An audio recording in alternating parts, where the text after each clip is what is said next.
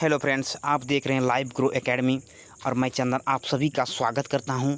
यहां पर दोस्तों आपका 6 से लेकर 10 तक सभी बच्चों के लिए नोट्स अवेलेबल है। आप इस नोट्स को पढ़कर अपना क्लास में अच्छे मार्क्स ला सकते हैं। तो चलिए आज का क्लास स्टार्ट करते हैं। आज का क्लास है इतिहास कक्षा 10वीं के लिए अध्याय 1 यानी पहला अध्याय। मैं भूगोल चैप्टर जो है मैं आपका पूरा ख़त्म कर दिया हूँ। आप मेरे लाइव ग्रो एकेडमी के चैनल पर जाएं और पूरा आप भूगोल का नोट्स बना सकते हैं दोस्तों। और चलिए ज़्यादा बात ना करते हुए क्लास स्टार्ट करते हैं। पहला पॉइंट जो है, ये सभी पॉइंट मैं जो बनाया हूँ बहुत ही शॉर्ट्स में बनाया हूँ और आप इसको देखेंगे तो आपको अच्छी तरह से समझ में आ जाएगा। पहला पॉइंट है 18वीं सदी में कई देश जैसे जर्मनी, इटली, स्विट्ज़रलैंड आदि उस रूप में नहीं थे जैसा कि आज हम इन्हें देखते हैं। कितना इम्पोर्टेंट है, फिर से इसको समझिए। ये छोटे छोटे राज्यों में विभाजित थे। क्या थे? ये छोटे छोटे राज्यों में विभाजित थे और जिनका अपना एक स्वतंत्र शासक था। दूसरा पॉइंट है 1789 की फ्रांसीसी क्रांति में क्या हुआ था उसके बारे में समझिए। 1789 की फ्रांसीसी क्रांति राष्ट्रवाद की पहली स्पष्ट अभिव्यक्ति थी।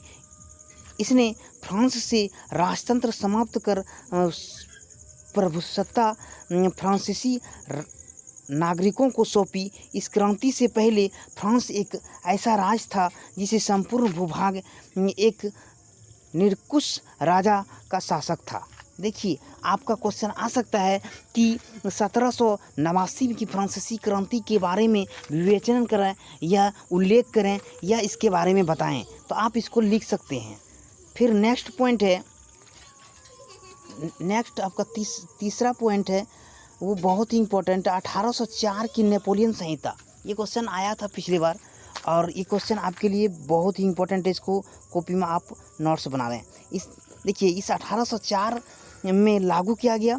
1804 की नेपोलियन संहिता को 1804 ईस्वी में लागू किया गया। इसने जन पर आधारित विशेषाधिकार को समाप्त कर दिया। इसने न केवल राज न्याय के समक्ष समानता स्थापित की बल्कि संपत्ति अधिकार को भी सुरक्षित किया। ठीक है। और नेक्स्ट पॉइंट देखिए, क्रांतिकारी फ्रांस। एक मिनट,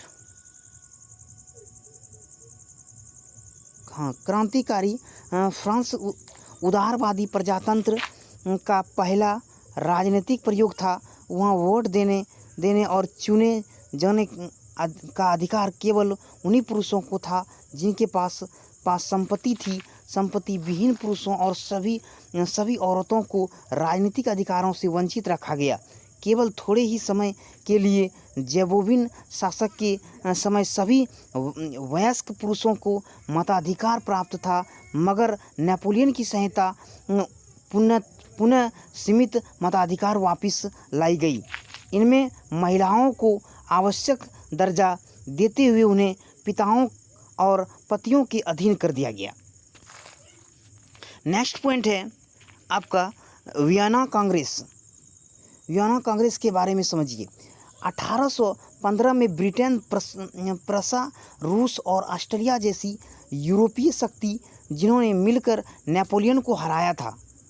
यूरोपीय शक्ति का मतलब होता है कि जिन्होंने मिलकर नेपोलियन को हराया था के प्रतिनिधित्व यूरोप के लिए एक समझौता तैयार करने के लिए वियना में इकट्ठा हुए, जिसकी अध्यक्षता ऑस्ट्रिया के चांसलर ड्यूक मेटरनिख ने किया था।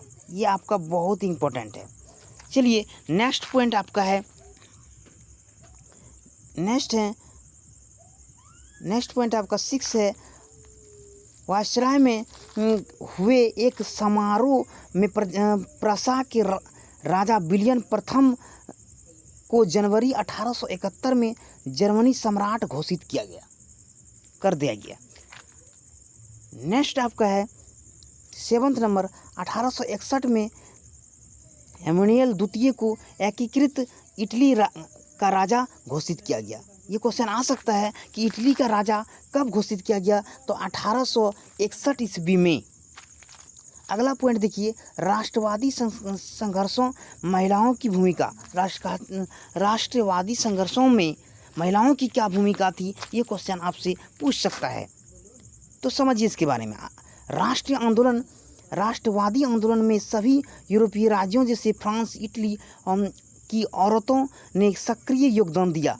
महिलाओं ने अपने सदाचार पत्र शुरू किए, अनेक स्वतंत्र राजनीतिक संगठन बनाए और प्रदर्शनों में भाग लिया। इतना होने पर भी उन्हें असेंबली के चुनावों में मतदान का अधिकार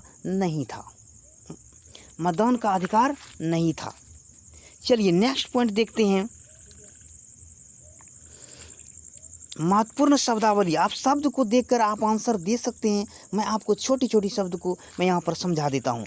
तो कुलीन वर्ग क्या होता है? पहला क्वेश्चन आपका है कुलीन वर्ग क्या है? कुलीन वर्ग। कुलीन वर्ग के बारे में हम लोग समझेंगे। तो ये जमीन के मालिक में यूरोपीय महाद्वीप की सबसे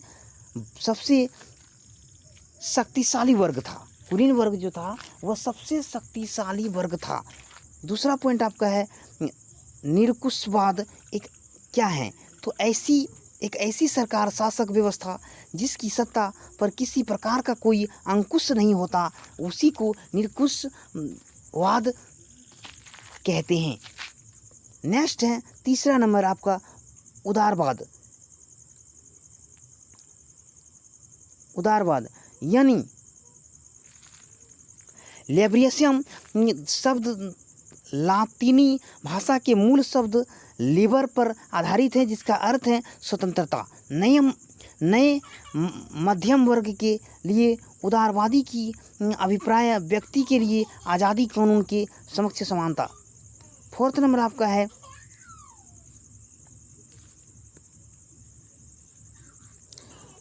है जनमत संग्रह, एक प्रत्यक्ष मतदान जिसके द्वारा एक क्षेत्र की सारी जनता से किसी प्रस्ताव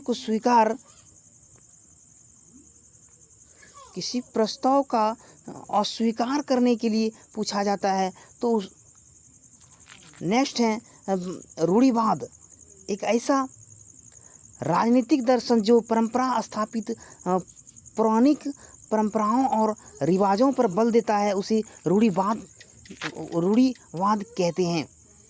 चलिए आज का क्लास इतना ही करते हैं।